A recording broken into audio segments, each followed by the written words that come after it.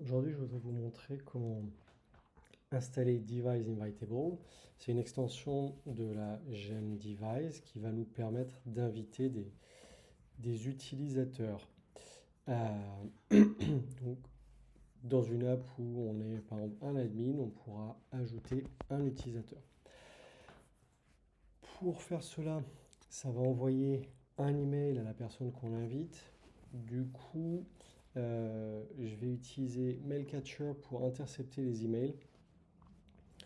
Pour l'installer, c'est assez simple. On suit ces étapes.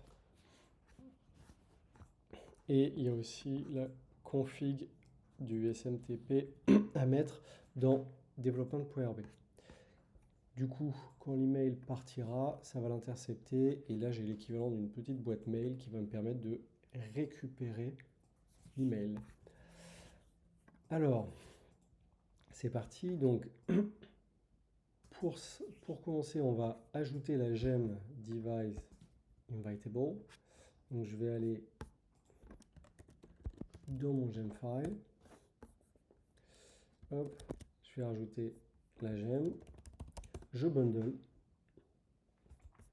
Et ensuite, je vais suivre les explications de la gemme. Donc, il me demande d'utiliser ce générateur pour installer. J'installe. Ici, qu'est-ce qu'on voit? Ça a ajouté des éléments au device initializer. Principalement, donc c'est des éléments de setup. Ici, par exemple, on peut dire combien de temps l'invitation est valable. Par défaut, c'est illimité. On peut la mettre à 2 semaines, par exemple. Tout un tas d'éléments, ça c'est pour checker les emails, etc. Ici, ça c'est pour permettre de renvoyer plusieurs fois une invitation. Donc c'est intéressant d'avoir parce qu'une personne peut dire ah, j'ai pas reçu l'email, je l'ai perdu, etc., etc. Une fois qu'on a fait ça, il nous demande de utiliser cette commande et on va devoir utiliser le modèle sur lequel device est implémenté. Alors pour moi, c'est user. J'ai déjà device qui est dans le modèle user. Ok. Donc je vais l'ajouter. C'est parti. Ça a généré une migration. Donc on va devoir lancer la migration. Une fois qu'on a lancé la migration, tout est prêt. On va pouvoir commencer à inviter des utilisateurs. Alors, si je regarde les routes qui me sont données, routes, on va pouvoir voir une route qui s'appelle New User Invitation et qui va utiliser directement le formulaire de les views de device. Alors, je vais ajouter dans mon index, en haut à droite, j'avais préparé. Ah oui, par contre, il va falloir redémarrer le serveur. On a touché à l'initializer, il y a plein de trucs. C'est reparti. J'avais pas fait la migration. Tiens, c'est étonnant. Donc, ici, j'ai ma liste d'utilisateurs. Pour l'instant, il n'y en a qu'un, c'est moi. Et je vais pouvoir ajouter un utilisateur. Alors ici, ça utilise. Moi, j'ai un template spécial pour device.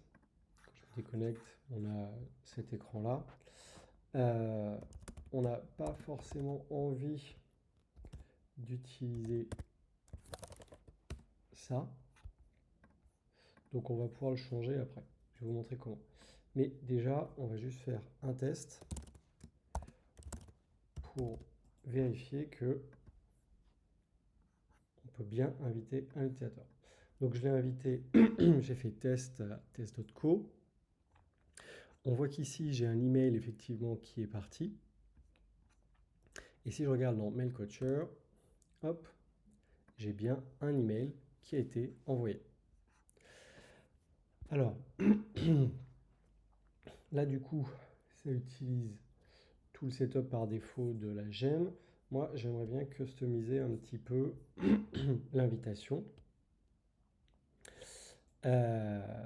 Du coup, j'ai préparé un petit peu en amont. Hop. Une autre vue. Donc là, j'ai un petit formulaire et j'ai préparé un contrôleur. Hop. Avec new et create. Hop. Je vais supprimer le dernier utilisateur et je vais vous expliquer après pourquoi. Donc, si on ne veut pas utiliser le système par défaut de device_invitable, eh bien on peut aller utiliser une méthode hop, qui s'appelle invite point d'exclamation et qui va nous permettre d'inviter l'utilisateur. Moi, ce qui m'intéresse là-dedans, c'est qu'on va pouvoir, du coup, en plus d'inviter la personne avec son email, donc ici, je vais passer email params et je vais passer aussi le current user. Et ça va être intéressant pour savoir, pour garder une trace de qui est la personne qui a invité cet utilisateur-là. Donc, si je fais un test, test.co, j'envoie, ah oui, j'ai pas mis de redirection, c'est pas grave, ce sera pour la prochaine, redirect to, et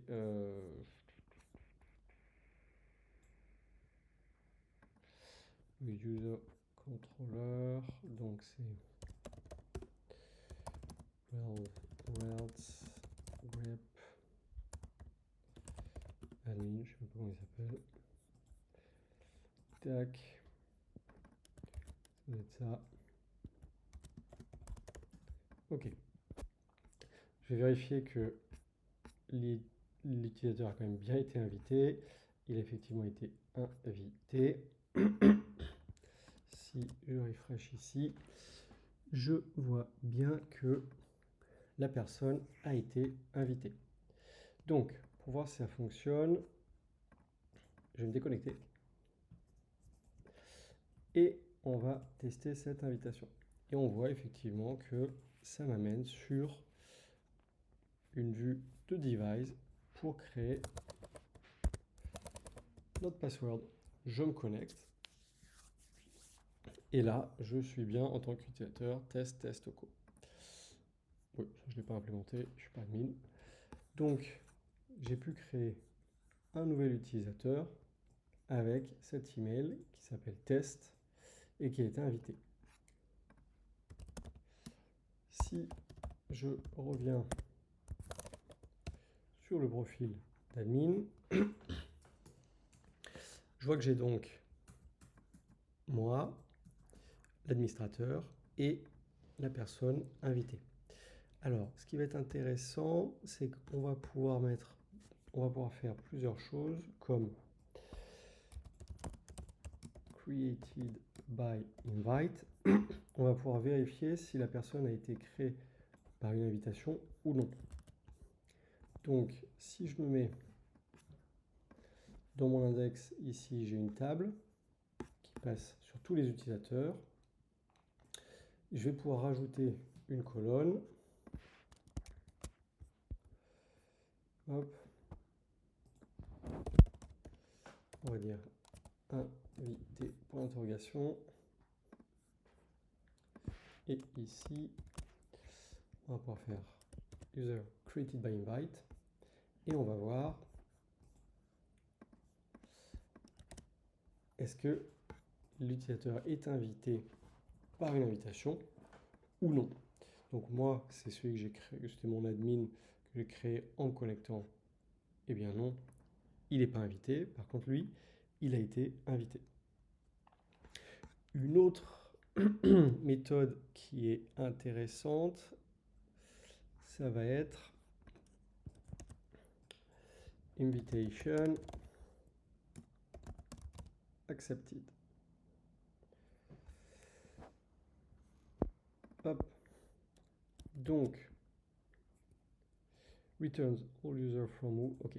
Normalement, je pense qu'il y en a une avec un point d'interrogation. Alors, on va le tester direct. Donc, si je me mets en console, je fais user.last et que je teste ça, effectivement, on voit que l'utilisateur a accepté son invitation. Donc, on va pouvoir aussi se rajouter ça. Created by invite et invitation accepted. Hop.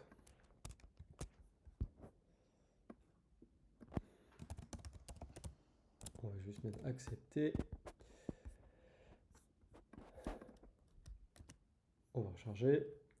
Alors effectivement, pour le premier, c'est false parce qu'en fait, lui de toute façon, il n'a pas été invité par un email. Mais par contre, pour le second, on voit bien qu'il a accepté l'invitation. Si j'invite une nouvelle personne,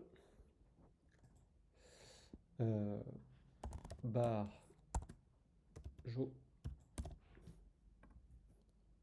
je l'invite et on voit qu'il n'a pas encore accepté son invitation. Très bien.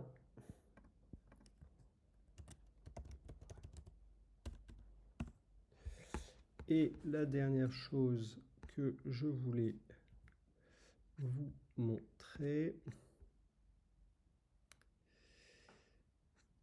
invited by, si je me rappelle bien, ouais. Donc, ça doit être invited by.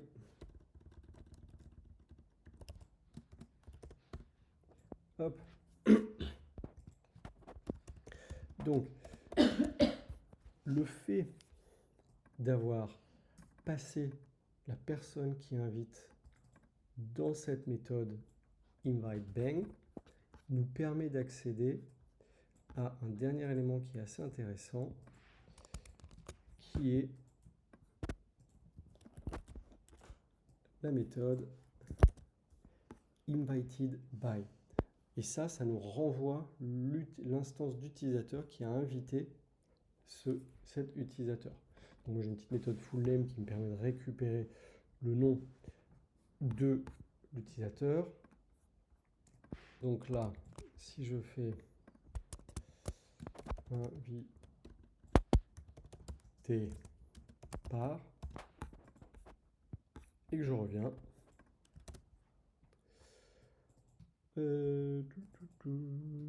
ah oui, pour moi, je n'ai pas été invité. Tac. Invited by. On va mettre un save. On va mettre not applicable. Ça doit suffire. Ouais. Donc le problème, c'est que moi, en tant qu'admin, j'ai été invité par personne, donc je n'ai pas de invited by. Ça renvoie une ligne. Et on voit bien que les deux autres utilisateurs, eux, eh bien, ils ont été invités par Jean, ce qui correspond bien à la situation. Voilà, j'espère que ça vous aura plu. Je vais rajouter en description de la vidéo le lien vers la gemme. Et puis potentiellement dans un prochain épisode, on pourra voir comment customiser l'email et puis potentiellement même, donc customiser la view qui est fournie par Invitable et potentiellement même utiliser un fournisseur de services d'email transactionnel, par exemple Brevo, pour obtenir des mails vraiment jolis lorsqu'on invite un utilisateur. Sur ce, continuez à coder et à bientôt.